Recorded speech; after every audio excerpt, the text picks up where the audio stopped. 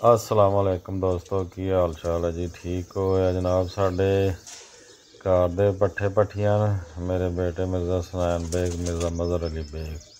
साडा वड्डा इलाका है जी। जेठ शाम शाम तक उड्डिया होया ते उस्ताद चौधरी माजिद रज़ाक साहब दे घर दी मादी है 86 नंबर। उन्होंने भी जेठ च उन्हों दे भैन भरा उस मादी दे बहुत उड्डे, तीन तीन चार चार भैन भरा उड्डते रहे। ते ए जनाब जी पट्ठी गोल हुई है जोड़ियां वास्ते रोकी है, तीन उड़ान वास्ते नहीं। बैक मारिया मेरे ख्याल मादी ने। ए जड़ा बच्चा एक काला जे जीरे जे कलर से, बाकी तीन लख है। ए जड़ा बच्चा गोल होया पट्ठी है जोड़ियां वास्ते रोकी है, उड़ान वास्ते। हाली बच्चे क्रीच चन, कलियां गरा रहे हैं। ते माशाल्लाह उड़ा के भी चेक किए, अच्छे उड्डे न। इन्हों का माँ प्यो भी बहुत अच्छा है, तो जाहिर गल है फिर अगे बच्चों ने भी अच्छा ही होना।